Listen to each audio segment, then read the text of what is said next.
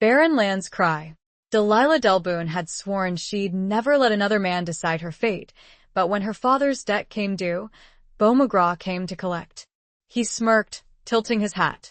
"Your daddy lost everything, sugar," he murmured. "And I'm here to make sure you don't." Chapter 1. The Price of Promises Made in Dust. The late afternoon sun cast long, skeletal shadows across the parched earth, turning the dust kicked up by Dell's worn boots a shimmering, almost ethereal gold. The air, thick with the scent of dry sage and the faintest hint of distant rain that never seemed to arrive, pressed down on her like a physical weight. She squinted, her eyes, the color of faded denim, tracing the familiar outline of the Boone homestead. Home, or what was left of it.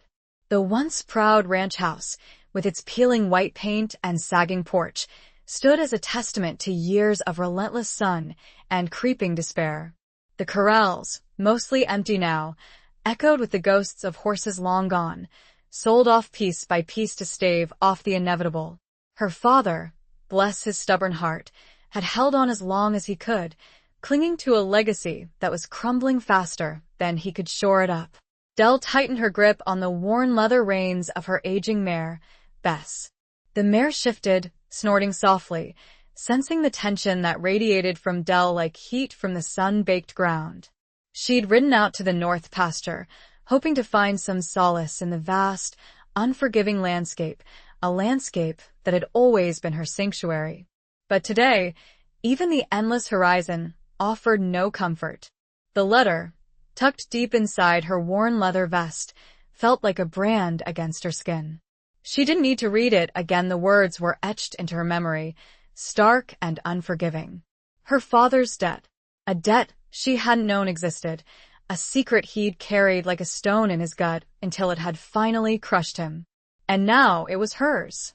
She'd found him slumped in his worn leather armchair, the letter clutched in his lifeless hand, his face etched with a mixture of regret and a strange, unsettling peace.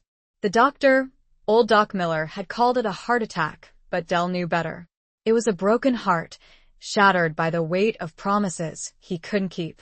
The sound of approaching hoofbeats shattered the heavy silence. Dell's hand instinctively moved to the worn Colt Peacemaker strapped to her hip, a habit ingrained since childhood. She relaxed slightly, though the knot in her stomach remained, as she recognized the approaching rider. It was Silas, her father's foreman, his weathered face creased with worry. "Dell," he said, his voice raspy, pulling his horse up beside her. "There's a visitor at the house." "Who is it?" Dell asked, though a chilling premonition already snaked its way through her. Silas hesitated, his gaze shifting towards the distant hills. "Says his name is Beau McGraw." The name hit her like a physical blow, stealing the air from her lungs. Beau McGraw. The son of the man her father had owed. A man she'd only heard whispered about in hushed tones, a man associated with a darkness that had always seemed to lurk just beyond the edges of their lives. He is the letter, Dell," Silas continued, his voice barely a whisper. "The one your pa." Dell nodded, cutting him off. She didn't need to hear the rest. She knew. The letter detailed the debt, the terms, the consequences. Consequences that now fell squarely on her shoulders. She urged Bess forward, her mind racing. She'd faced hardship before, drought, disease, the constant struggle to survive in this unforgiving land. But this was different. This was a debt that couldn't be repaid with hard work or determination. This was a debt that demanded something far more precious. As she approached the house, she saw him. Beau McGraw. He was leaning against the porch railing, one booted foot propped up on the bottom step, his posture radiating an arrogance that set her teeth on edge. He was younger than she expected, but there was a hardness in his eyes, a coldness that belied his years. He was tall, lean, with dark hair that fell across his forehead, partially obscured by the shadow of his wide-brimmed hat. He wore a dark, well-worn duster, and the glint of a silver buckle on his gun belt caught the dying sunlight. He straightened as she approached, his eyes, the color of a stormy sky, assessing her with a chilling intensity. Dell dismounted, her movements deliberate, refusing to show any sign of the fear that gnawed at her insides. She met his gaze head-on, her chin lifted in defiance. "Miss Boone," he said, his voice a low, smooth drawl that sent a shiver down her spine despite her best efforts. "I believe you received my letter." "It wasn't a question." "I did," Dell replied, her voice surprisingly steady. "And I buried my father this morning." A flicker of something passed across his face, too fleeting to decipher. But the coldness in his eyes remained. "My condolences," he said, the words sounding hollow, devoid of genuine feeling. "But sentiment doesn't settle debts." Dell's jaw tightened. "My father's debts are not mine." He smirked, a slow, deliberate curve of his lips that made her skin crawl. "In this territory, Miss Boone, debts follow bloodlines. Your daddy lost everything, sugar," he murmured, his voice dropping to a near whisper, laced with a subtle threat. "And I'm here to make sure you don't." He pushed himself off the railing, taking a step closer, invading her personal space. Dell stood her ground, refusing to be intimidated. The scent of leather and gunpowder, mingled with something else, something wilder and more dangerous, reached her, making her stomach clench. "The terms are clear," he continued, his gaze raking over her, lingering on the worn leather of her vest, the callous skin of her hands. "The ranch, everything is mine." Dell's hand tightened on the reins, her knuckles white. She'd known this was coming, but hearing the words spoken aloud, seeing the cold calculation in his eyes, ignited a spark of anger within her. Anger at her father, for leaving her in this impossible situation. Anger at this man, for his arrogance, his ruthlessness. And a flicker of fear, a cold, hard knot of dread that she fought to suppress. "There has to be another way," she said, her voice low, laced with a desperate plea she instantly regretted. He chuckled, a low, humorless sound. "There is always another way, Miss Boone. The question is, are you willing to pay the price?" His eyes held hers, a silent challenge, a dangerous proposition hanging in the air between them. The sun dipped below the horizon, painting the sky in hues of blood orange and bruised purple, leaving Dell standing in the gathering darkness, facing a future as uncertain and unforgiving as the land itself. The choice, she knew, was hers.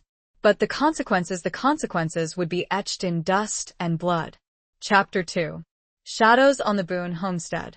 The silence stretched, thick and heavy, punctuated only by the chirping of crickets and the distant howl of a coyote. Dell's heart hammered against her ribs, a frantic rhythm against the slow, deliberate drawl of Beau McGraw's words. He hadn't moved, hadn't spoken, but his presence filled the space between them, a palpable force that seemed to suck the air from her lungs. She forced herself to breathe, to think. There had to be a way out. There always was. Her father had taught her that. He'd also taught her to never back down, to never show weakness, especially in the face of a predator. And Beau McGraw, with his cold eyes and predatory smile, was every inch a predator. "What price?"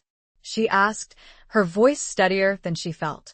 She kept her gaze locked on his, refusing to flinch, refusing to let him see the fear that clawed at her insides. He tilted his head slightly, a considering look in his eyes. "The ranch is mine, Miss Boone. That's not negotiable." But he paused, letting the word hang in the air, a tantalizing, dangerous possibility. "But I might be persuaded to let you stay." Dell's breath hitched. "Stay? On her own land? As what? A tenant? A servant?" The thought was galling, but the alternative being cast out, penniless, with nowhere to go, was even worse. "On what terms?" she asked, the words tight with suspicion.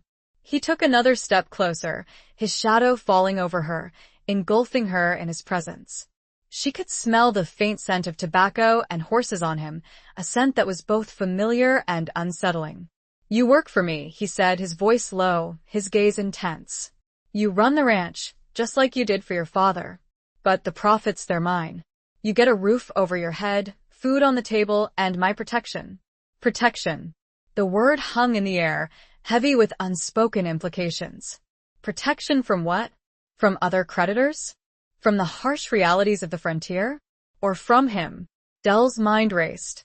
It was a devil's bargain, a gilded cage. She'd be trading one form of servitude for another, exchanging her father's debt for a new one, a debt owed to a man she instinctively distrusted. But what choice did she have? "And if I refuse?" she asked, though she already knew the answer. His smile vanished, replaced by a cold, hard mask. "Then you leave. Now." With nothing but the clothes on your back and that tired old mare. The threat was clear, chillingly so. He wouldn't hesitate to cast her out, to leave her to the wolves, both literal and figurative. She looked past him, towards the house, her childhood home, the only home she'd ever known. It was more than just a building, it was the repository of her memories, her family's history, her father's legacy. Could she really walk away from it all? Silas, who had been standing silently by, watching the exchange with a worried frown, cleared his throat. "Dell," he said, his voice low, hesitant. Maybe we can work something out." "With Mr. McGraw." Dell turned to him, her eyes searching his. She saw the concern in his weathered face, the loyalty that had bound him to her father for decades. He was an old man, his best years behind him. He couldn't face the harsh realities of the frontier alone. And neither, she realized, could she. She turned back to Beau, her decision made, though it felt like a stone in her gut. "I'll stay," she said, the words tasting like ash in her mouth. "On your terms." A flicker of satisfaction crossed his face, but it was quickly masked. "Wise choice, Miss Boone," he said. "I expect you to uphold your end of the bargain. This ranch, it's going to be profitable again. And you're going to make it happen."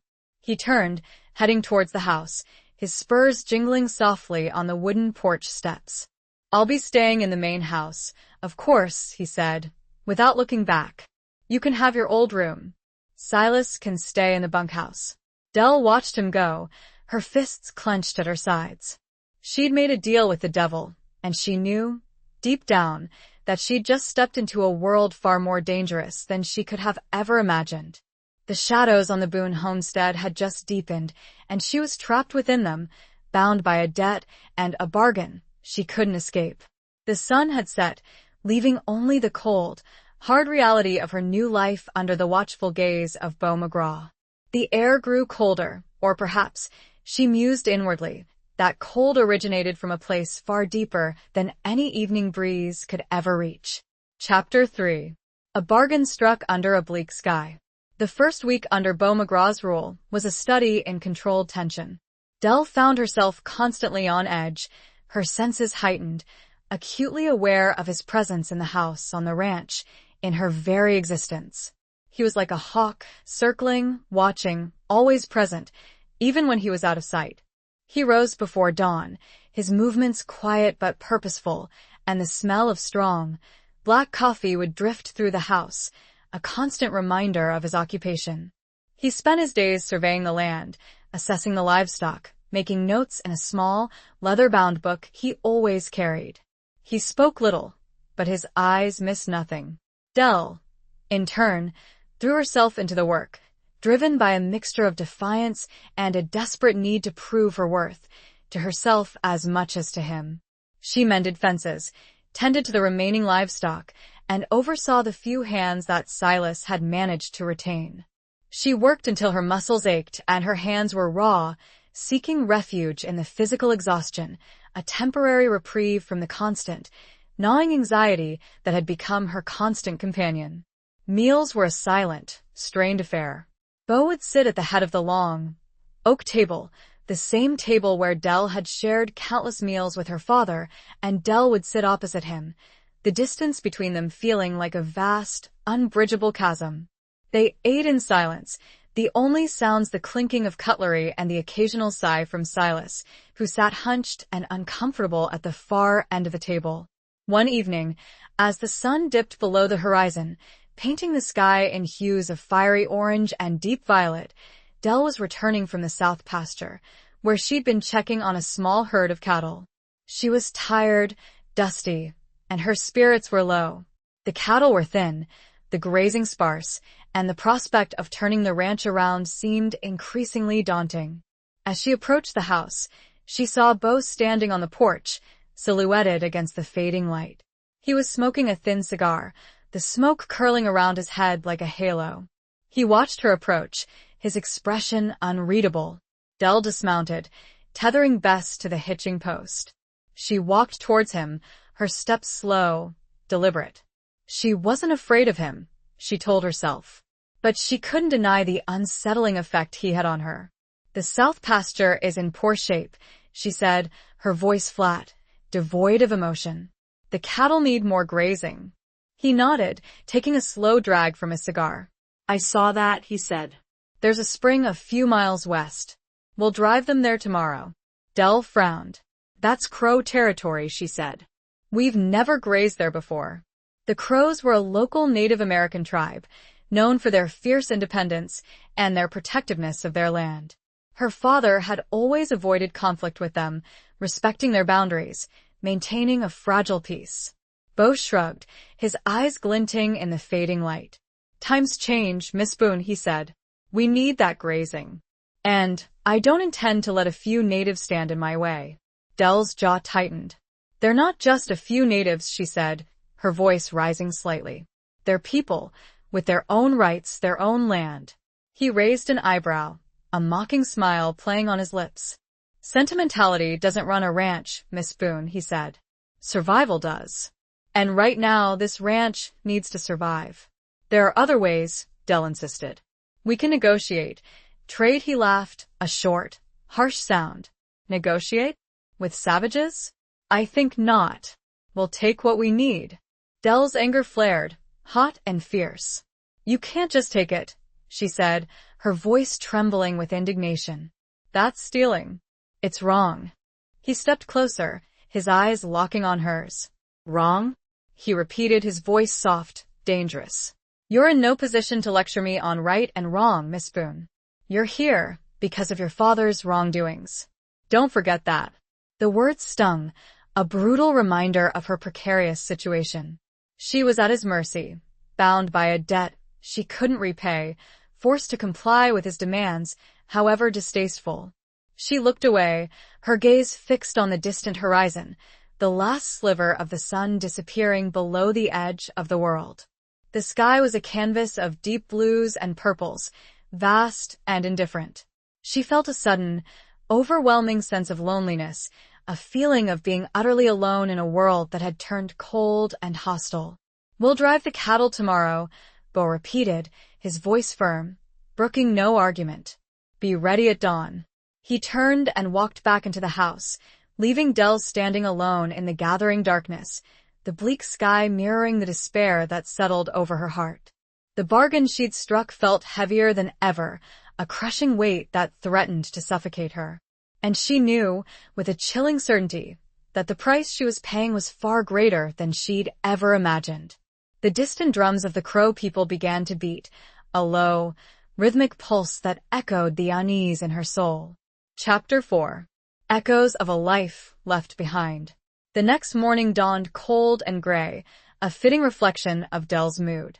She rose before sunrise, dressed in her usual worn-work clothes, and went downstairs to find Bo already in the kitchen, drinking coffee and studying a map spread out on the table. Silas was there too, his face etched with worry. Morning, Bo said, without looking up. Eat quickly. We've got a long ride ahead of us.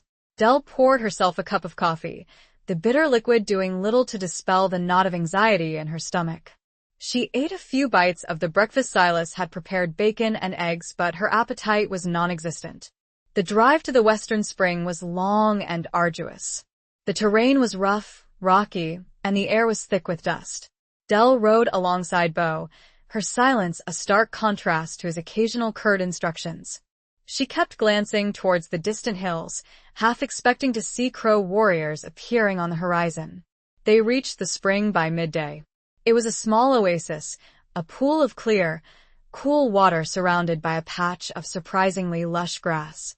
The cattle, thirsty and exhausted, immediately headed for the water, drinking deeply. We'll camp here tonight, Bo said, dismounting. Keep a close watch on the herd. Dell nodded, her gaze sweeping the surrounding landscape. The area was beautiful in a wild, untamed way, but it also felt exposed, vulnerable. She couldn't shake the feeling that they were being watched. As the afternoon wore on, Dell busied herself with setting up camp, gathering firewood, and preparing a simple meal of beans and jerky. Bo spent most of the time studying the terrain, his eyes constantly scanning the horizon. As evening approached, the air grew colder, and a light wind began to blow, carrying the scent of pine and damp earth. Dell built a fire, the flames casting flickering shadows on the surrounding rocks. She sat by the fire, staring into the flames, lost in thought. She thought of her father, of the life they'd had before the debt, before Beau McGraw.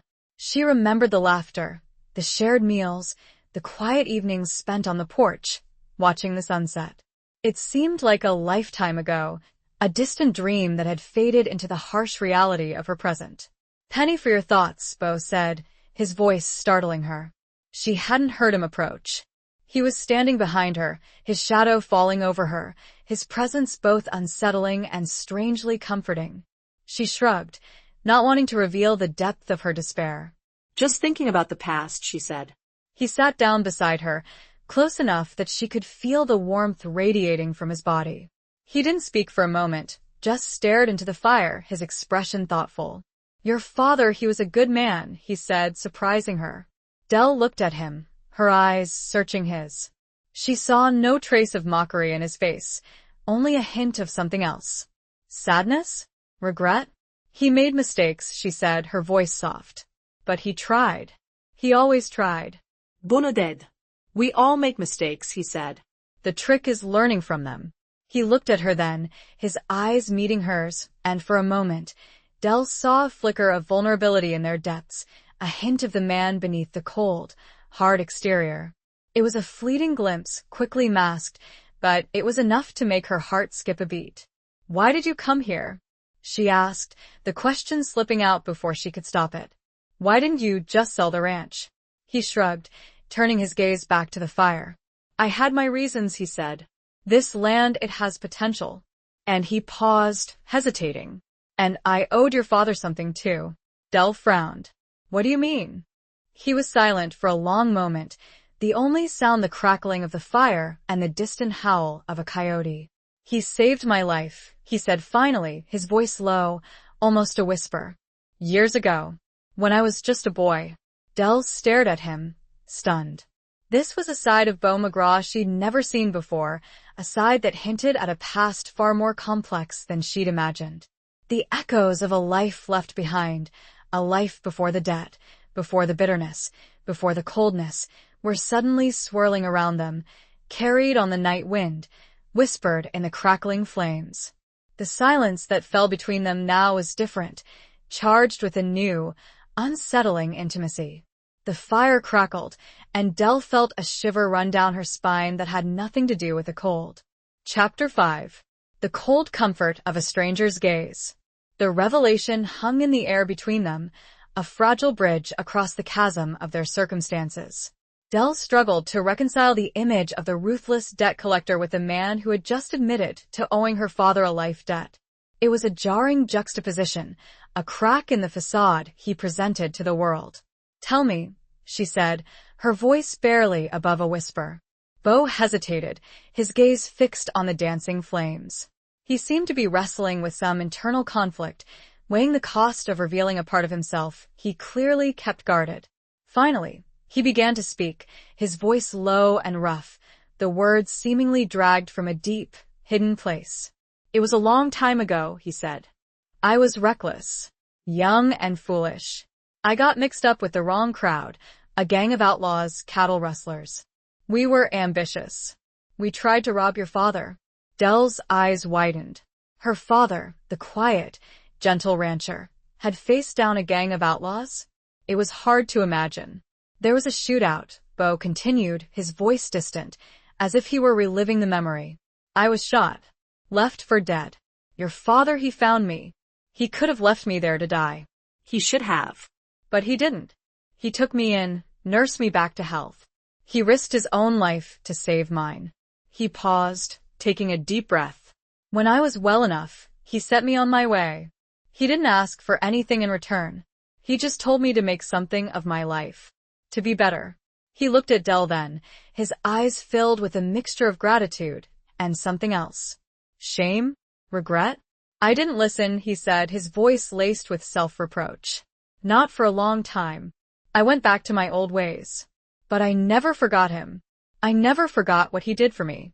The silence stretched, filled with the weight of unspoken emotions. Dell felt a strange mix of feelings swirling within her. Pity for the young, reckless boy Bo had been. Anger at the man he had become. And a grudging respect for the flicker of honor that still seemed to burn within him. So, you came back to repay the debt? She asked. He nodded, a slow, deliberate movement. In a way, he said, but it's more complicated than that. He didn't elaborate, and Dell didn't press him. She sensed that there were still layers to his story, secrets he wasn't ready to reveal. The fire had begun to die down, the embers glowing red in the darkness.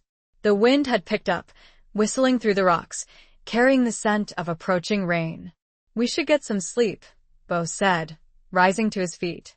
We've got a long day ahead of us tomorrow. Dell nodded, her mind still reeling from his confession. She watched him walk towards his bedroll, his figure silhouetted against the dying embers. He moved with a grace that belied his rugged exterior, a hint of the wildness that still lurked beneath the surface. She crawled into her own bedroll, the cold ground pressing against her back. She lay there for a long time, staring up at the star-studded sky, her thoughts a tangled mess of conflicting emotions. The cold comfort of a stranger's gaze, the weight of a shared past, the uncertainty of the future, it all swirled around her, a confusing, unsettling mix. She closed her eyes, but sleep wouldn't come. The image of Beau McGraw, the young outlaw, the debt collector, the man who owed her father a life, remained etched in her mind, a constant reminder of the complex, dangerous world she now inhabited. A single, fat raindrop landed on her cheek, followed by another and then another. The storm, it seemed, was finally breaking, and Dell knew, with a sinking feeling, that it was just the beginning. Chapter 6. Riding towards an uncertain dawn. The rain came down in sheets during the night, a torrential downpour that turned the ground to mud and made sleep almost impossible. Dell huddled in her bedroll, shivering despite the heavy blankets, her mind racing. The storm outside seemed to mirror the turmoil within her, the conflicting emotions that Beau McGraw had stirred up. By dawn, the rain had stopped, but the sky remained overcast, a heavy blanket of gray that pressed down on the landscape. The air was thick with moisture, and the ground was slick and treacherous. Beau was already up, tending to the horses, his movements efficient and practiced. He didn't speak, his expression grim, his focus entirely on the task at hand. Dell rose, stiff and sore, and helped Silas pack up the camp. The silence between them was thick with unspoken tension, the weight of the previous night's revelations hanging heavy in the air. They started the drive back to the Boone homestead, the cattle moving slowly, their hooves sinking into the mud. The journey was slow and arduous, the silence broken only by the lowing of the cattle and the occasional curse from Silas as he struggled to keep the herd moving. Dell rode alongside Beau, her gaze fixed on the distant horizon. She couldn't shake the feeling of unease that had settled over her, a sense of impending doom that she couldn't explain. As they approached the border of Crow territory, Dell's anxiety intensified. She kept scanning the hills, her hand instinctively resting on the butt of her Colt. She knew that Beau's decision to graze on Crow land had been a reckless gamble, and she feared the consequences. Suddenly, a shout from Silas broke the silence. "Riders!" he yelled, pointing towards a group of figures emerging from behind a rocky outcrop. Dell's heart leaped into her throat. Crows. A dozen or more, mounted on swift ponies, their faces painted for war. They were armed with rifles and bows, their expressions fierce, their intent clear. Beau reined in his horse, his eyes narrowed, his hand moving to the gun at his hip. "Stay behind me," he ordered Dell, his voice low and calm. Dell didn't argue. She drew her own Colt, her hand steady despite the fear that coursed through her veins. She knew that they were outnumbered, outgunned, and in a very precarious position. The Crow warriors approached, their ponies slowing to a walk. Their leader, a tall, imposing figure with a feathered headdress, raised his hand, signaling them to stop. "This is our land," he said, his voice deep and resonant, his English surprisingly fluent. "You are trespassing." Bo met his gaze, his expression unwavering. "We needed grazing," he said. "We meant no disrespect." The Crow leader's eyes narrowed. "Disrespect is taking what is not yours," he said. "You will leave." "Now." Bo hesitated, his jaw tightening. Del knew that he was weighing his options, calculating the odds. He was a proud man, a stubborn man, and he wouldn't back down easily. But he was also a pragmatist.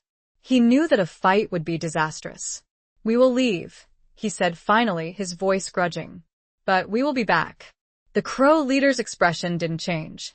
"If you return," he said, "there will be consequences."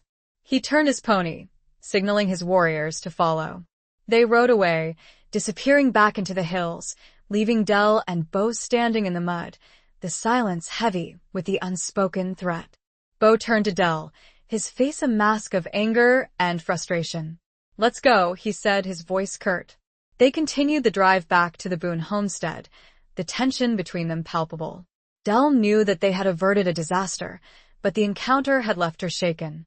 She had seen the hatred in the Crow's eyes, the simmering resentment that Bo's actions had ignited. As they rode towards an uncertain dawn, Del couldn't shake the feeling that they were riding towards something far more dangerous than a simple land dispute. The storm had broken, but the aftermath, she feared, would be far more devastating. The sky remained a bruised, ominous gray, mirroring the dread that coiled in her gut. Chapter 7. The Whispers of Redemption Pass. The ride back was tense and silent. Del could feel Bo's simmering anger radiating off him like heat from a branding iron. He hadn't spoken a word since their encounter with the Crows, his jaw tight, his eyes fixed straight ahead. Silas, sensing the volatile atmosphere, kept his distance, his usual jovial demeanor replaced with a worried frown. As they neared the ranch, Del noticed a plume of smoke rising in the distance, a thin, black column against the gray sky. Her heart clenched with a sudden, inexplicable fear. "What is that?" she asked, her voice tight with apprehension. Bo followed her gaze, his eyes narrowing. "Looks like it's coming from Redemption Pass," he said, his voice low and grim. Redemption Pass was a narrow gorge a few miles north of the ranch, a notorious hideout for outlaws and bandits. It was a place to be avoided, a place of danger and lawlessness. Del's fear intensified. What would be burning there? She asked, though she already had a sinking feeling she knew the answer. Bo didn't reply. He spurred his horse forward, urging it into a gallop. Del followed, her heart pounding in her chest, her mind racing with possibilities, each more terrifying than the last. As they approached the pass, the smell of smoke grew stronger, acrid and stinging. They rounded a bend, and the scene that greeted them made Del's blood run cold. A small cabin, nestled in the shadows of the gorge, was engulfed in flames. The fire roared, consuming the wooden structure, sending sparks and embers flying into the sky.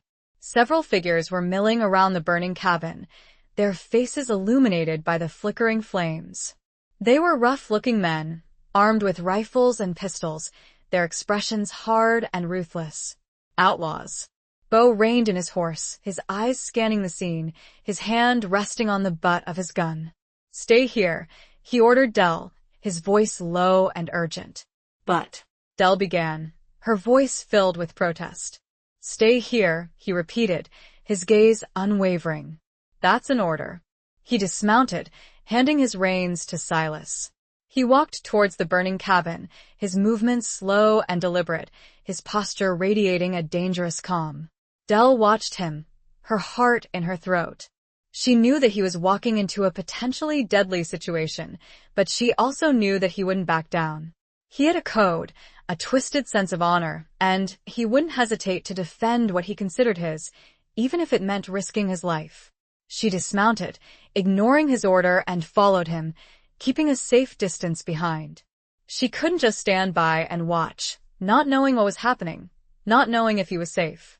As she got closer, she could hear voices, raised in anger and argument. She recognized one of the voices. It was Jedediah, a local rancher known for his shady dealings and his association with outlaws. "You had no right," Jedediah was shouting, his voice hoarse with rage. "That was my cabin. My supplies." Bo's voice, calm and controlled, cut through the din. "You were harboring stolen goods, Jedediah," he said. "You knew the risks." "Stolen?" Jedediah scoffed. "Prove it." "I don't need to prove anything," Bo said. "This is my land now. And I won't tolerate outlaws on my property." Dell's breath hitched. He was claiming the pass? As part of the Boone Ranch? It was a bold move, a dangerous move, but it was also a strategic one.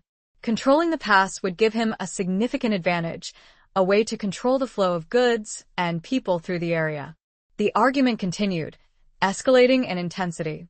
Dell could see the tension in the outlaws' faces, the simmering violence that threatened to erupt at any moment. She knew that the situation was volatile, that a single spark could ignite a bloodbath. The whispers of Redemption Pass, the rumors of its lawlessness, its dangers, were suddenly all too real.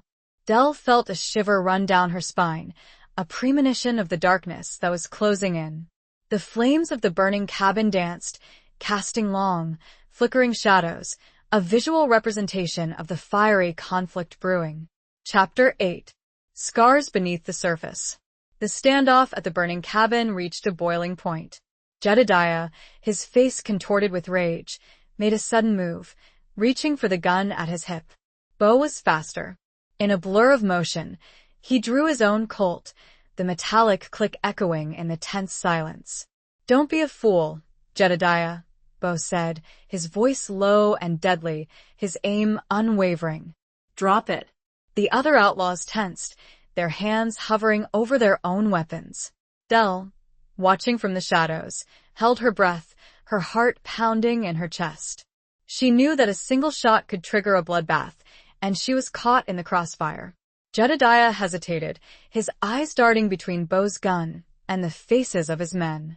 He was outnumbered, outgunned, and he knew it. Slowly, reluctantly, he lowered his hand, letting his gun fall to the ground. "Get out," Bo said, his voice cold and hard. "And don't come back." Jedediah glared at him, his hatred palpable. "This ain't over, McGraw," he spat. "You'll regret this." He turned and stalked away, his men following close behind. They disappeared into the shadows of the pass, leaving Bo standing alone, his gun still drawn, his eyes scanning the surrounding area. Dell let out a shaky breath, her body trembling with relief. She hadn't realized she'd been holding her breath until that very moment. She walked towards Bo, her steps slow and cautious. "Are you all right?" she asked, her voice barely above a whisper. He holstered his gun, turning to face her. His expression was unreadable, his eyes dark and intense. "I told you to stay back," he said, his voice devoid of emotion. "I couldn't," Dell replied, her voice stronger now. I had to make sure you were okay." He looked at her for a long moment, his gaze searching hers. She saw a flicker of something in his eyes, a hint of surprise, perhaps even gratitude, but it was quickly masked, replaced by his usual cold detachment. "You shouldn't have been there," he said, his voice still flat. "It was dangerous." "I know," Dell said. But she hesitated, unsure how to explain her actions, her sudden, overwhelming urge to protect him, despite everything. He turned away, walking towards the smoldering remains of the cabin. "It's done," he said. "Let's go." Dell followed him, her mind still reeling from the encounter. She had seen a different side of him again, a side that was both ruthless and strangely protective. He had risked his life to defend his claim, to protect his property, and, perhaps, even to protect her. As they rode back to the ranch, the silence between them was different, charged with a new, unsettling awareness. Dell couldn't shake the image of him standing there, facing down the outlaws, his gun drawn, his expression unwavering. It was an image that both terrified and fascinated her. Later that evening, as Dell was tending to Bess in the stable, she noticed a long, jagged scar on Bo's back, partially hidden beneath his shirt. She hadn't seen it before, and she wondered about its origin, about the stories it held, the battles he'd fought, the pain he'd endured. She realized that there were scars beneath the surface, both literal and figurative, that shaped the man he was, the man she was slowly, reluctantly, beginning to understand. The cold comfort of his presence was starting to feel different. Less cold, perhaps. And definitely more complex. The weight of the unspoken, the hidden depths of his past, pressed down on her, a silent reminder of the secrets that still lay buried beneath the dust and the danger. Chapter 9. The Unforgiving Glare of Truth. Days turned into weeks, and the routine of ranch life settled into a tense equilibrium. Dell worked tirelessly, her days filled with the endless tasks of mending fences, tending to livestock, and trying to coax life back into the parched land. Bo, ever present, oversaw the operations, his sharp eyes missing nothing, his presence a constant reminder of the bargain that bound them together. The incident at Redemption Pass had faded, but the underlying tension remained. Jedediah and his men had disappeared, but Dell knew that they hadn't forgotten, that they were lurking somewhere, waiting for an opportunity to strike back. One evening, as Dell was returning from checking on the cattle in the north pasture, she saw a rider approaching the ranch.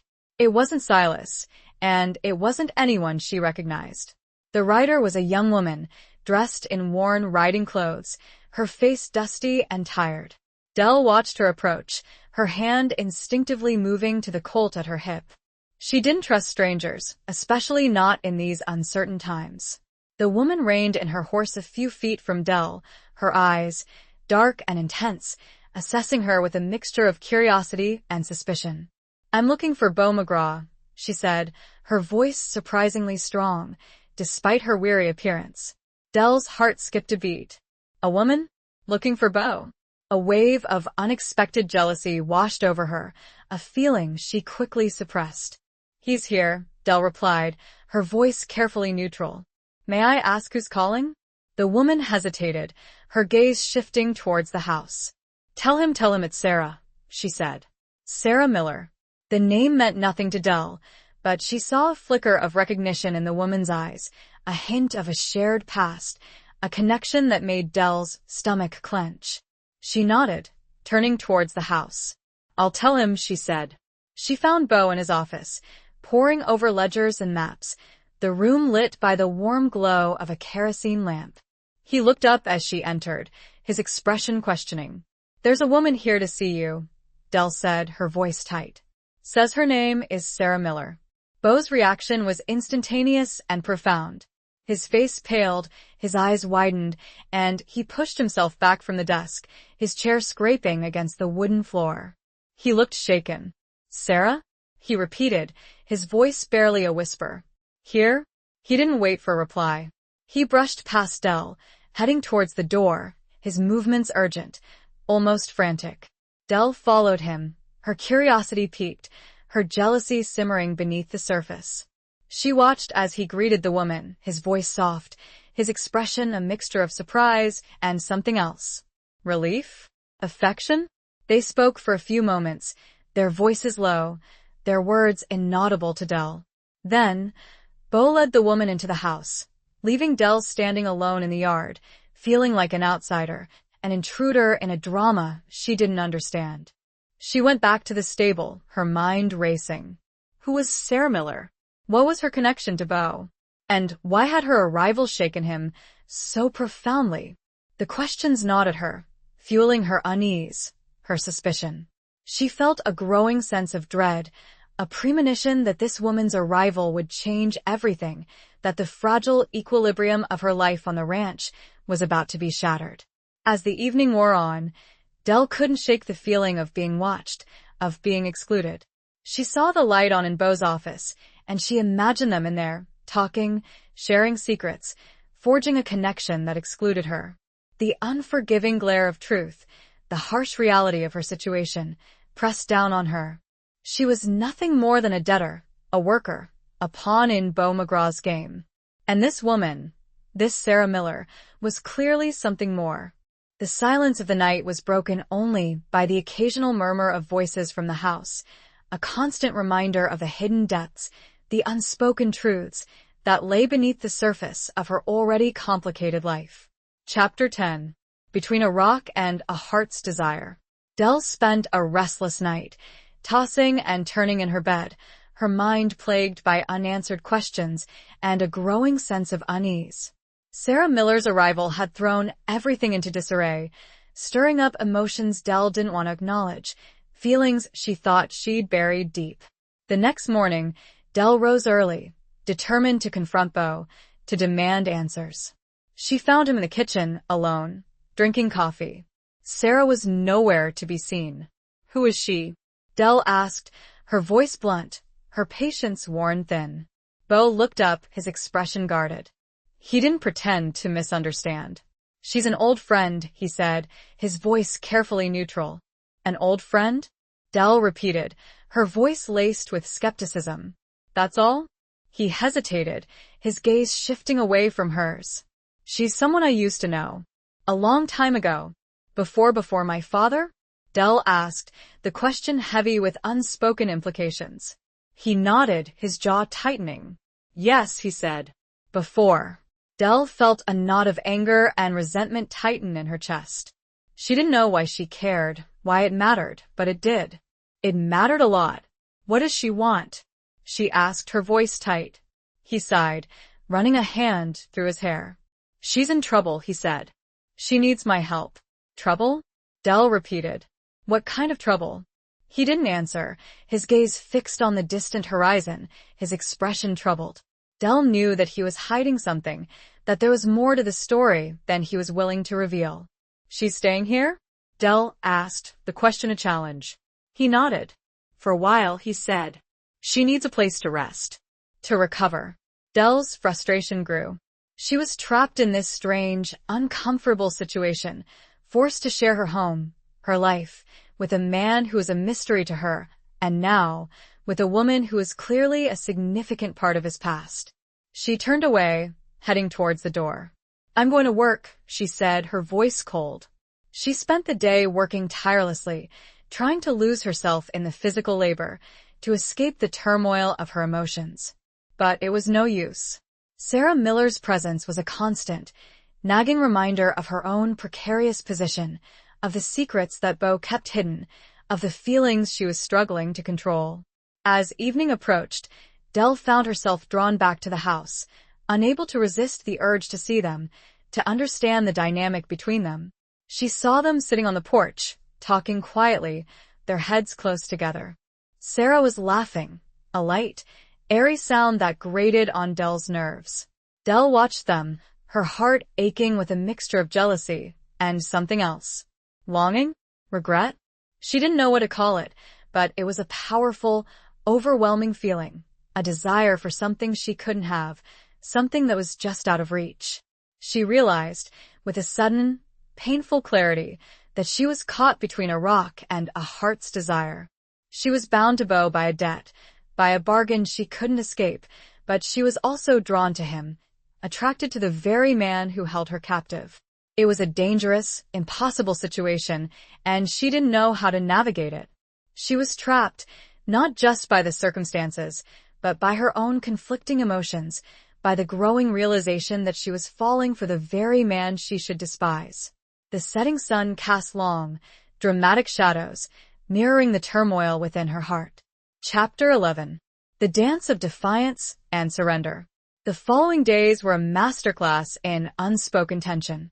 Sarah Miller's presence permeated the ranch, her laughter echoing through the house, her interactions with Beau a constant, subtle reminder of Dell's outsider status.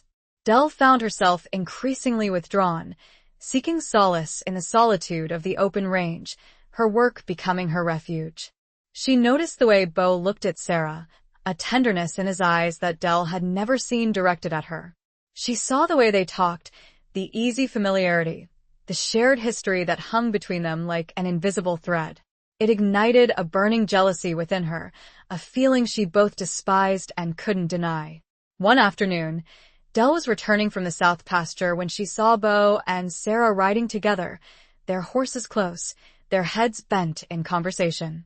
They were laughing, their bodies swaying in unison, a picture of easy intimacy that sent a sharp pang of longing through Dell. She reined in her horse, watching them, her heart aching. She couldn't stand it any longer. She had to confront him, to force him to acknowledge the awkwardness, the tension, the unspoken emotions that were simmering beneath the surface. She rode towards them, her approach deliberate, her expression determined. Bo saw her approaching, his smile fading, his expression hardening. "Dell," he said, his voice carefully neutral. "Is something wrong?" "We need to talk," Dell said, her voice tight. "Alone?" Sarah looked at Bo, then at Dell, her expression unreadable. "I'll go back to the house," she said, her voice soft. She turned her horse and rode away, leaving Dell and Bo alone, the silence between them thick with unspoken tension. "What is it?" Bo asked, his eyes searching hers. Dell dismounted, her movement stiff, her anger simmering just beneath the surface. This isn't working," she said, her voice trembling with emotion. "Her being here, it's too much." He frowned, his expression guarded. "She needs my help, Dell," he said. "I can't just turn her away." "And what about me?" Dell asked, her voice rising. "What about my feelings? Do they not matter?" He looked surprised, taken aback by her outburst. "Your feelings?" he repeated, his voice confused. "Yes," Dell said, her voice fierce. I'm tired of being treated like a servant, a debtor. I'm tired of being an outsider in my own home." He stepped closer, his eyes locking on hers. "You're not an outsider, Dell," he said, his voice low, intense. You're important to me." The words hung in the air, heavy with unspoken meaning. Dell's heart skipped a beat. She saw a flicker of something in his eyes, a hint of vulnerability, a raw emotion that she hadn't seen before. It was a dance of defiance and surrender, a push and pull between the debt that bound them and the undeniable attraction that simmered beneath the surface. They were circling each other, drawn together by forces they couldn't control, repelled by the circumstances that kept them apart. "Then tell me," Dell said, her voice a whisper. "Tell me who she is. Tell me what she means to you." He hesitated, his gaze shifting away from hers. He was wrestling with his demons, with the secrets he kept hidden, with the emotions he was struggling to control. The silence stretched, filled with the weight of unspoken truths, the promise of revelation, the threat of heartbreak. The wind whispered through the tall grass, a silent witness to the delicate, dangerous dance between them. The sun beat down, a harsh spotlight on their fragile, conflicted connection. Chapter 12. Blood Ties and Broken Vows. The silence stretched, taut and heavy, the air thick with unspoken emotions. Bo looked at Dell, his eyes filled with a turmoil that mirrored her own. He opened his mouth to speak, then closed it again, seemingly struggling to find the right words. Finally, he sighed, running a hand through his hair, his gaze fixed on the distant horizon. "She was my wife," he said, his voice low and rough, the words dragged from a deep, hidden place. Dell's breath hitched. His wife. The word hit her like a physical blow, a sharp, unexpected pain that pierced through her carefully constructed defenses. She had suspected a connection, a past, but this was something she hadn't anticipated. "Your wife," she repeated, her voice barely a whisper, her mind reeling. He nodded, his jaw tightening. "We were married a long time ago. Before everything." "Before what?" Dell asked, her voice trembling with a mixture of anger, confusion, and a strange, overwhelming sense of betrayal.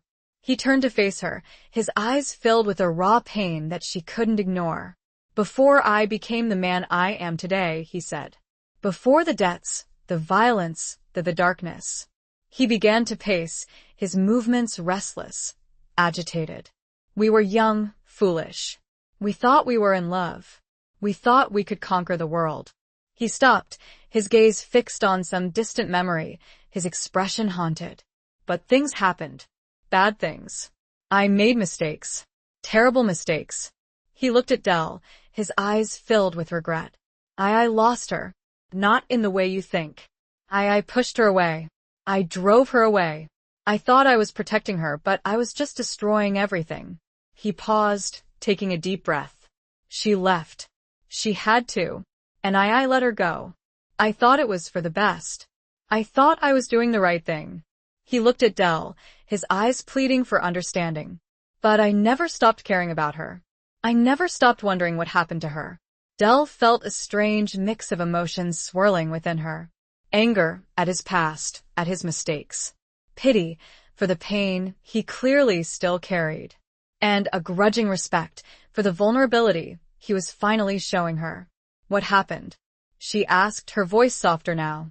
Why is she here? Now? He hesitated, his gaze shifting away. She's in trouble, he said. Serious trouble. She needs my help.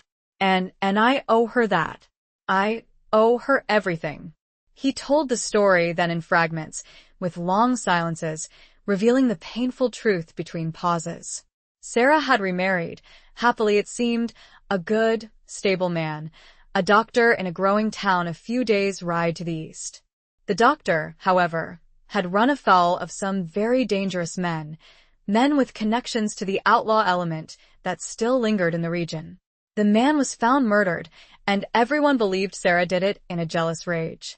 The only thing clear was that she'd run, and the only person she had been able to think of going to was Beau.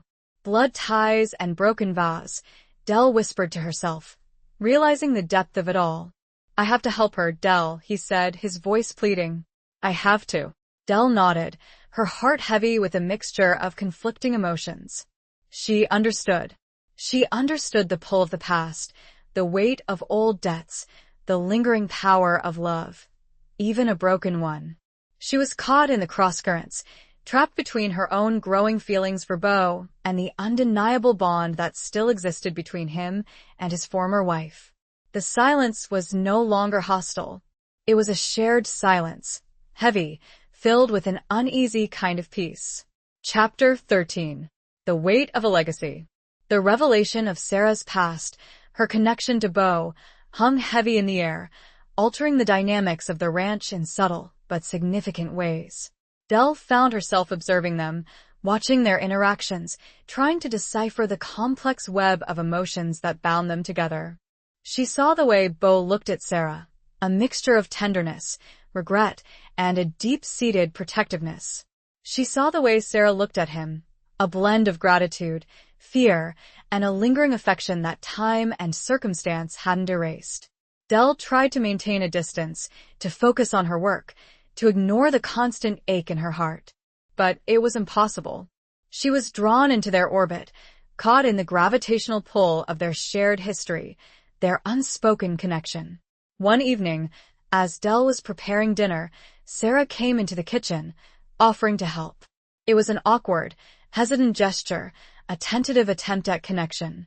I appreciate you letting me stay here, Sarah said, her voice soft, her eyes filled with a mixture of gratitude and apprehension. Dell looked at her, her expression carefully neutral. It's Beau's decision, she said. It's his ranch. Sarah nodded, her gaze shifting away. I know, she said. But I also know that it's difficult. For you. Dell didn't reply, her silence a tacit acknowledgement of the truth.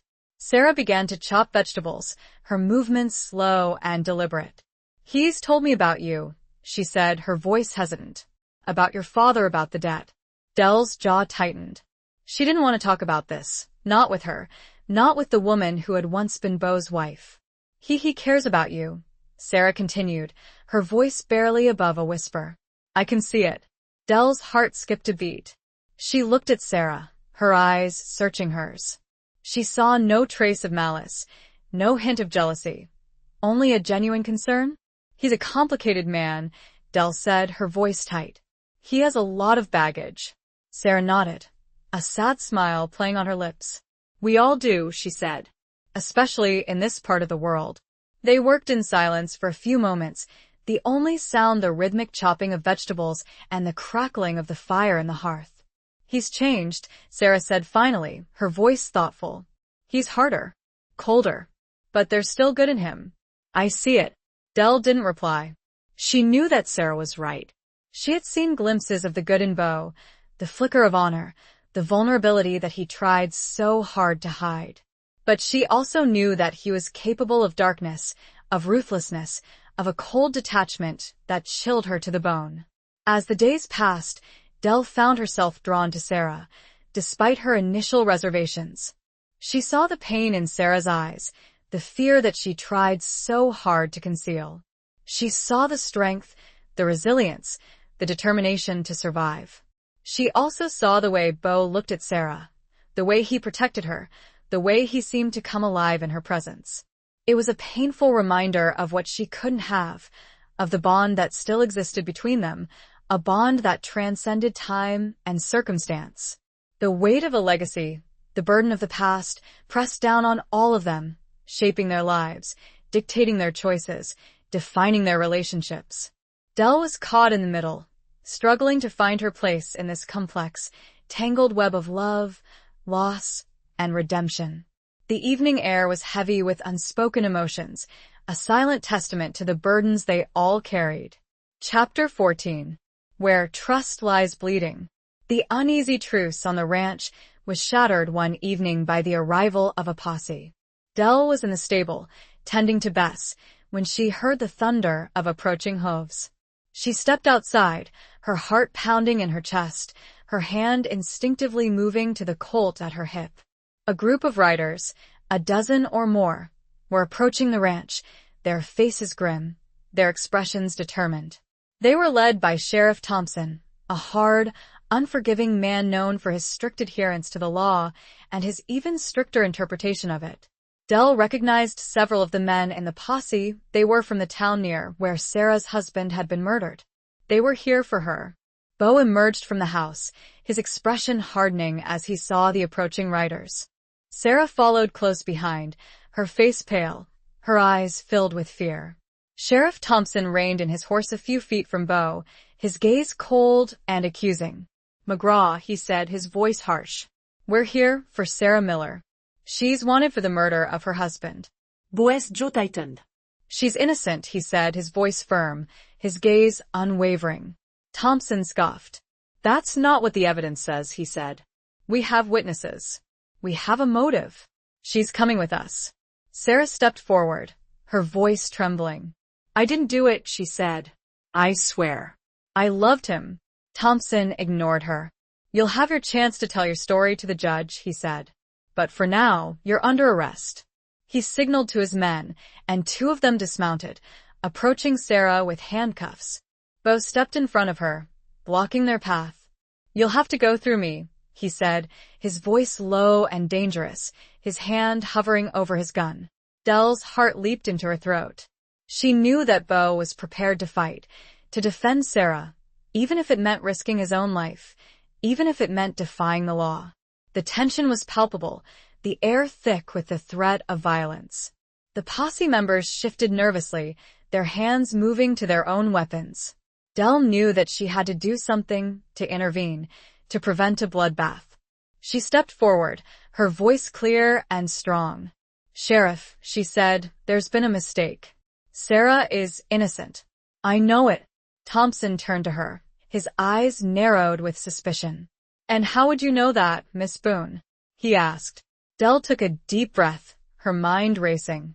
She had to convince him, to make him believe her, even if she had to lie. I saw someone else," she said, her voice firm, despite the tremor in her hands. "I saw another man leaving the town that night.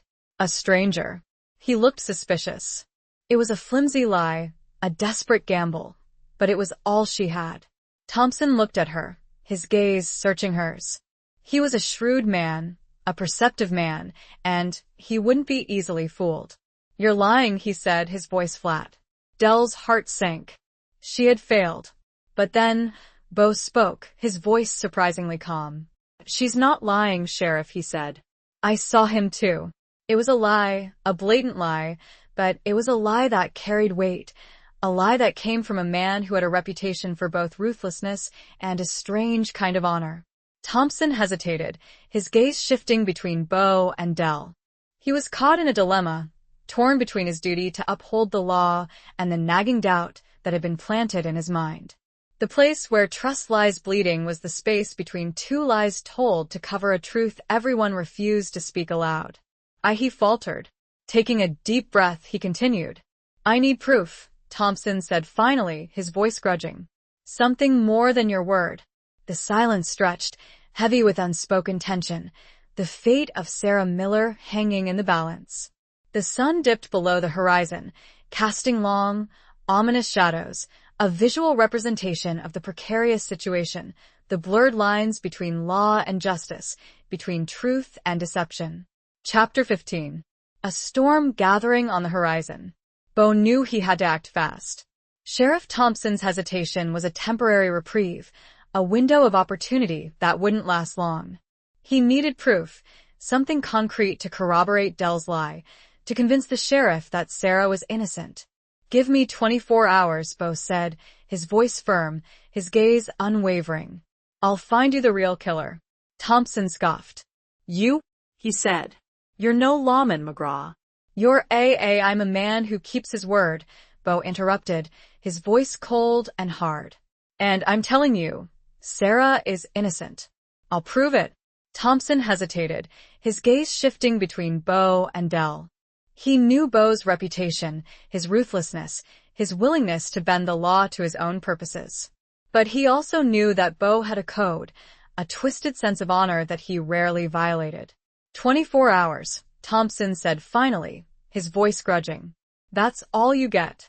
If you don't have proof by then, I'm taking her in. No matter what. He turned his horse, signaling his men to follow. They rode away, leaving Bo, Dell, and Sarah standing in the gathering darkness, the silence heavy with the weight of the unspoken threat. Bo turned to Sarah, his expression grim. You need to disappear, he said. Hide. Until I can clear your name. Sarah nodded, her eyes filled with fear. Where should I go? She asked. Bo thought for a moment, his mind racing.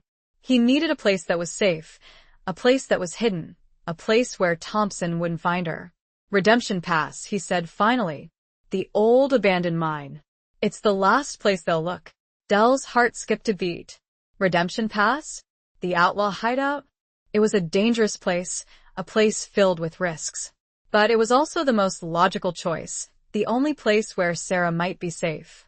I'll take her, Dell said, her voice surprising even herself. Bo looked at her, his eyes searching hers. He saw the determination in her face, the unwavering resolve, the willingness to risk everything to help Sarah, to help him.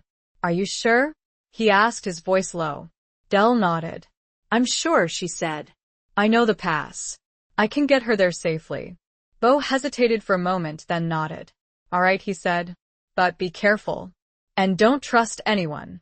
They made their preparations quickly, gathering supplies, saddling horses, preparing for the journey.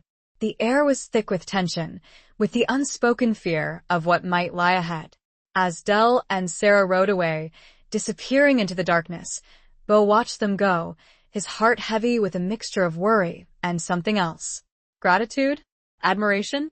He didn't know what to call it, but it was a powerful feeling, a growing respect for the woman who had risked everything to help him, to help a woman she barely knew.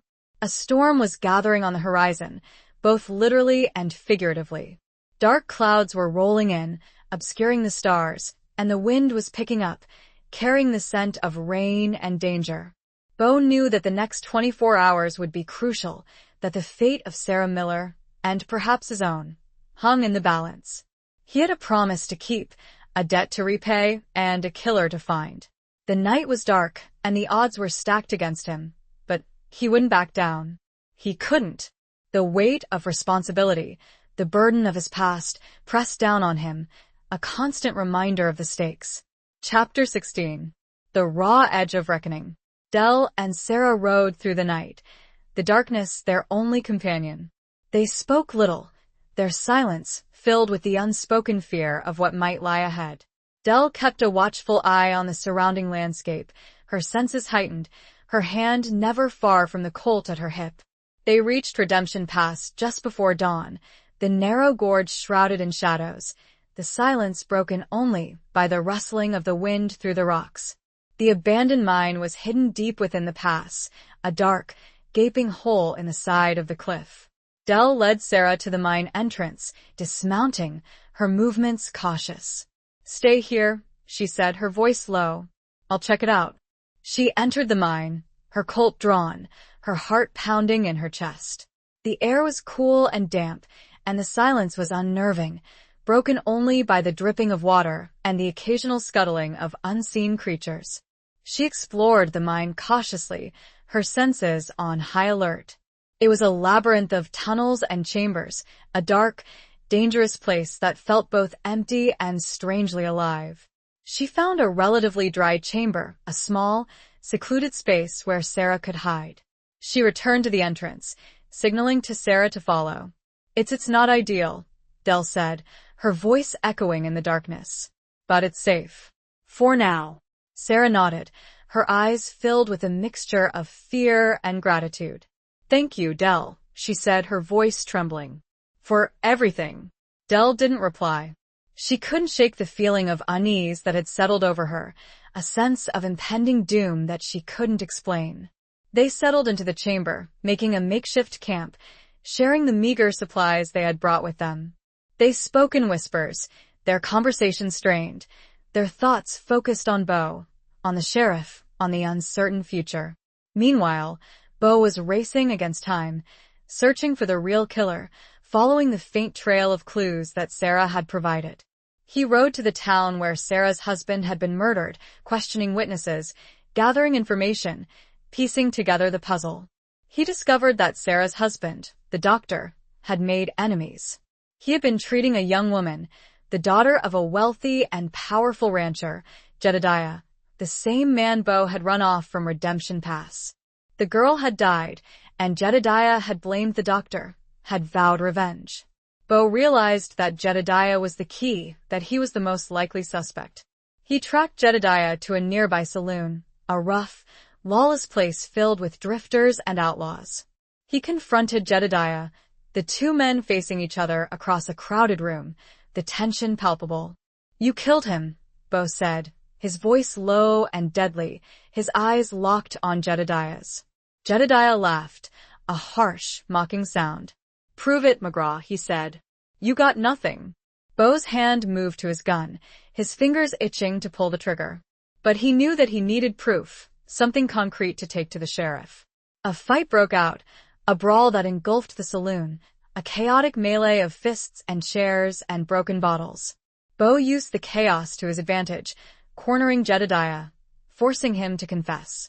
He dragged Jedediah, bruised and bleeding, back to the sheriff, presenting him as the real killer, providing the evidence he had gathered, the testimony of witnesses he had persuaded, by force if necessary, to come forward. The raw edge of reckoning had arrived, and Jedediah's carefully constructed lies crumbled under the weight of Bo's relentless pursuit of justice. The clock was ticking, and the storm that had been gathering was about to break. Chapter 17. Ghosts in the Twilight. With Jedediah's confession secured, Bo raced back to Redemption Pass, the image of Dell and Sarah, hidden in the darkness of the abandoned mine, driving him forward.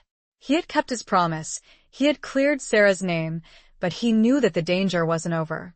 Jedediah had allies, men who wouldn't take kindly to his arrest, men who might seek revenge. As he approached the pass, the first rays of dawn were painting the sky in hues of pale orange and soft pink, a fragile beauty that contrasted sharply with the darkness in his heart. He felt a growing sense of unease, a premonition that something was wrong. He reached the mine entrance, calling out Dell's name, his voice echoing in the silence. There was no answer. He dismounted, his heart pounding in his chest, his hand gripping his Colt. He entered the mine, his senses on high alert, his every nerve screaming danger. The mine was silent, eerily so. The air was thick with the smell of dust and damp earth, and the darkness pressed in on him, suffocating him. He found the chamber where Dell and Sarah had been hiding. It was empty.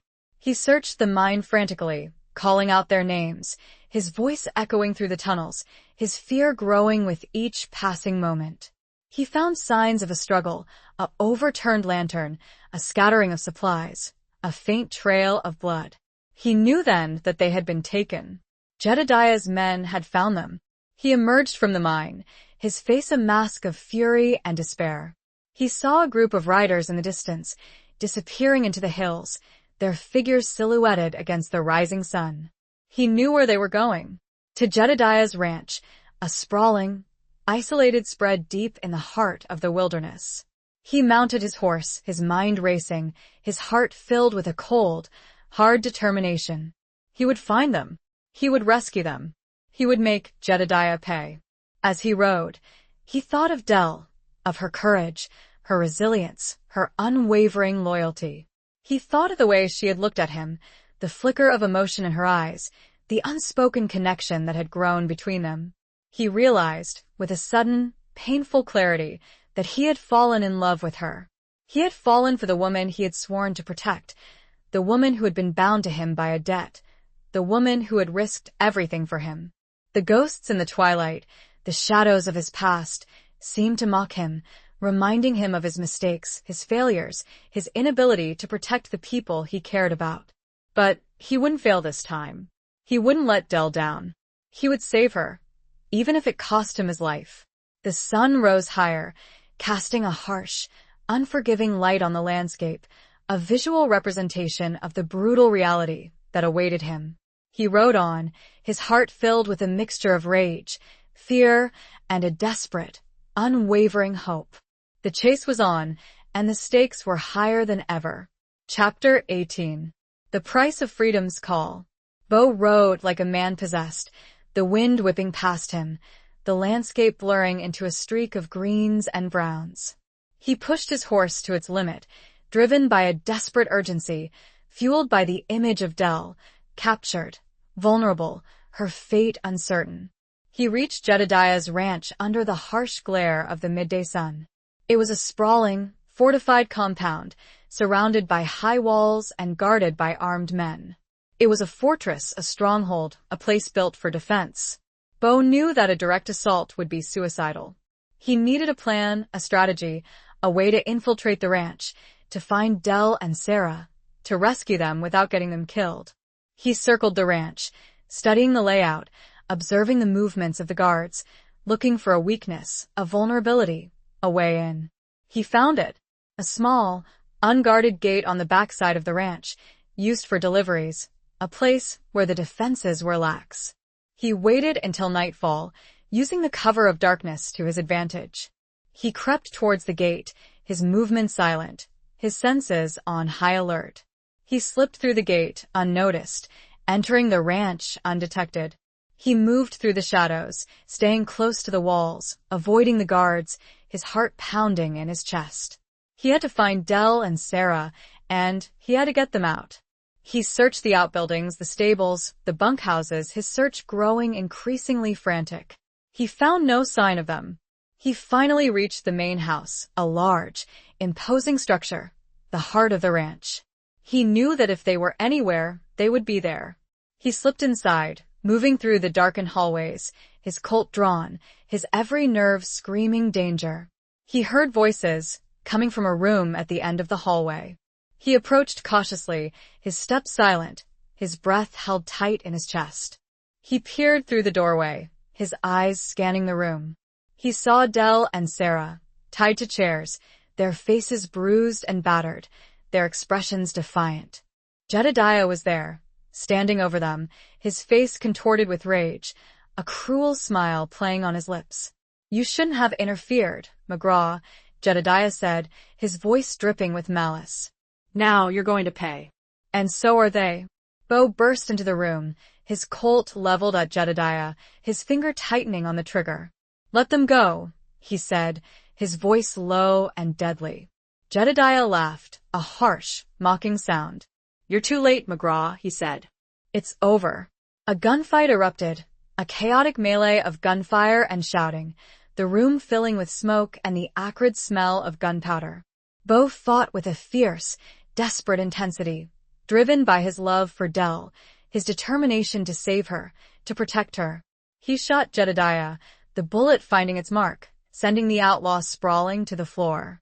He turned his attention to the other guards, engaging them in a fierce, close-quarters battle. He freed Del and Sarah, cutting their bonds, urging them to safety. They fought their way out of the house, escaping into the night, the sounds of gunfire fading behind them. The price of freedom's call had been steep, paid in blood and violence, but they had survived. They had escaped. They were free. But the scars of the battle, both physical and emotional, would remain, a constant reminder of the darkness they had faced, the sacrifices they had made. The night was filled with the echoes of gunfire and the whispers of the wind, a haunting symphony of survival and loss. Chapter 19. Beneath a sky of endless stars. They rode throughout the night, putting as much distance as possible between themselves and Jedediah's ranch. The adrenaline that had fueled their escape slowly faded, leaving them exhausted, bruised, and emotionally drained. They found refuge in a small, secluded canyon, a hidden oasis sheltered from the wind and prying eyes. They built a small fire, its flickering flames casting dancing shadows on the surrounding rocks, a fragile beacon of warmth and safety in the vast darkness. Del tended to Beau's wounds, cleaning and bandaging the cuts and bruises he had sustained in the gunfight. He, in turn, did the same for her and Sarah, their hands gentle, their movements careful, their silence filled with unspoken emotions. As the first rays of dawn painted the sky in hues of soft pink and pale gold, they sat by the fire, wrapped in blankets, sipping coffee, their bodies aching, their minds still reeling from the events of the past few days. Sarah looked at Beau, her eyes filled with gratitude. "Thank you," she said, her voice soft, her gaze unwavering. "For everything. You saved my life." Beau nodded, his expression somber. "I owed you that," he said. "And more." Sarah reached out, taking his hand, her touch gentle, hesitant. "You don't owe me anything, Beau," she said. "You never did." She looked at Del, her eyes filled with a mixture of understanding and resignation. "You love him," she said, her voice barely above a whisper.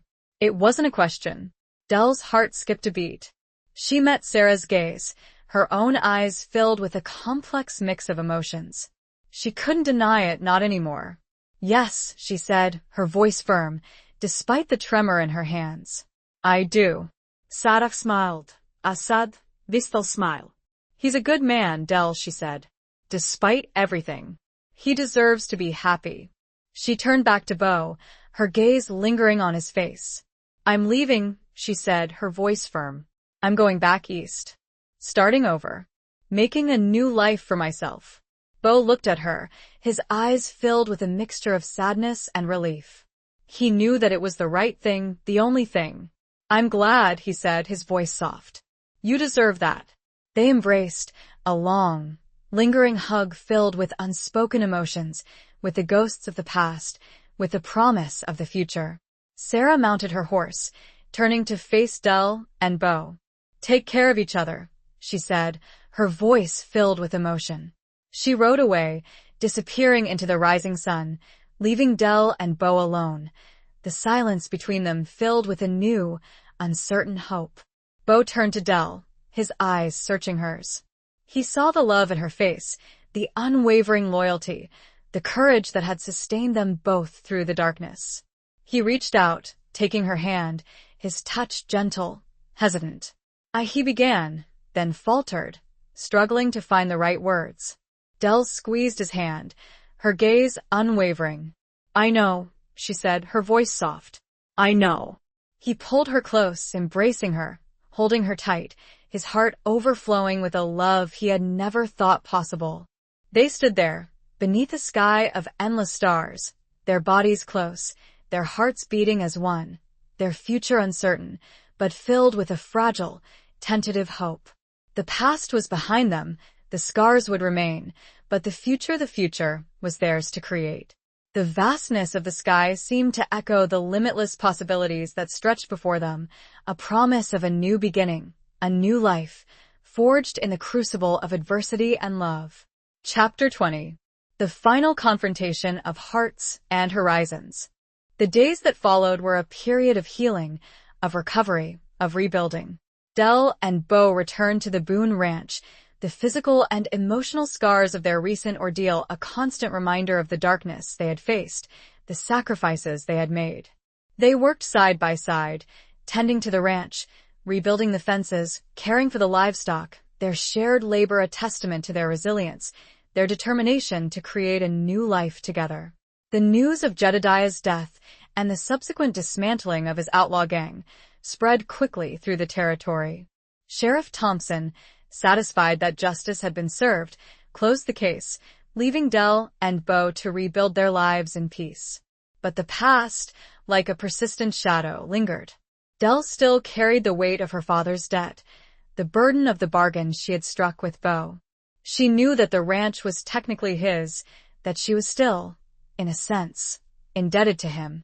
One evening, as the sun dipped below the horizon, painting the sky in a breathtaking tapestry of fiery oranges and deep purples, Dell and Bo stood on the porch, watching the spectacle, their silence filled with unspoken emotions. Dell turned to Bo, her eyes searching his. "The ranch," she said, her voice hesitant. It's yours. I know that." Bo looked at her, his expression softening. "It was never about the ranch, Dell," he said, his voice low and sincere. "It was about something else." He reached out, taking her hand, his touch gentle, his gaze unwavering. "The debt," he said. "Consider it paid. In full." Dell's breath hitched. She looked at him, her eyes filled with a mixture of surprise and relief. But she began, her voice trembling. He silenced her with a gentle touch, his fingers tracing the outline of her cheek. "You don't owe me anything, Dell," he said. "Not anymore. Not ever." He pulled her close, embracing her, holding her tight, his heart overflowing with love. "This ranch," he said, his voice a whisper against her ear. "It's ours. Together." Dell leaned into his embrace, her body melting against his, her heart filled with a joy she had never thought possible. She had found her home, her sanctuary, not in a place, but in a person, in the arms of the man she loved. The final confrontation wasn't a battle with guns or fists, but a confrontation of hearts, a resolution of the past, a forging of a new future. The horizons that stretched before them were vast and uncertain, but they would face them together, their love a beacon of hope, a testament to their resilience, a promise of a life filled with shared dreams and unwavering devotion. Dell looked up at Bo, her eyes shining with love. She leaned in, pressing her lips to his, their kiss a seal on their promise, a symbol of their enduring bond, a celebration of their newfound freedom. The stars emerged one by one, filling the vast expanse of the night sky, their light a silent witness to the love that had blossomed in the heart of the unforgiving frontier. The wind whispered through the tall grass, carrying the scent of sage and the promise of a new dawn, a new beginning, a new life, forged in the crucible of adversity and love, under a sky of endless possibilities. It was the beginning of forever. Epilogue. Years passed, seasons turning, the harsh landscape softening under the gentle hand of time and the unwavering devotion of two hearts intertwined. The Boone Ranch, once a symbol of debt and despair, flourished under Dell and Bo's care, becoming a haven of prosperity and peace. They rebuilt the ranch house, expanding it, adding rooms, filling it with laughter and the joyful sounds of children. Their children, strong and resilient, grew up riding the open range, learning the ways of the land, inheriting the legacy of their parents' courage and unwavering love. Dell and Bo, their hair streaked with silver, their faces lined with the wisdom of years, often sat on the porch in the evenings, watching the sunset, their hands intertwined, their silence filled with the comfortable companionship of a love that had endured the test of time. They remembered the hardships, the struggles, the battles they had fought, both together and apart. They remembered Sarah, her sacrifice, her selfless act of letting go, her contribution to their happiness. They remembered Dell's father, his legacy, his mistakes, and the debt that had brought them together, a debt that had ultimately been repaid with a love far greater than any monetary value. They had built a life together, a family, a legacy, on the foundations of trust, respect, and an unwavering devotion that had weathered every storm, overcome every obstacle. They had found their home, not in a place, but in each other, their hearts forever bound by the invisible threads of a love that had blossomed in the heart of the unforgiving frontier. As the final rays of the setting sun cast a golden glow on the landscape, Dell leaned her head against Beau's shoulder, her heart filled with a profound sense of peace and contentment. They had faced the darkness, they had conquered their demons, and they had emerged stronger, their love a beacon of hope, a testament to the enduring power of the human spirit. The stars emerged one by one, filling the vast expanse of the night sky, their light a silent witness to the legacy they had created, a legacy of love, resilience, and a future built on the foundations of a past they had overcome together. The wind whispered through the tall grass, carrying the scent of sage and the promise of endless tomorrows, a gentle lullaby to a love that would endure for generations to come. The ranch stood as solid as their bond. The land was healed. So were they.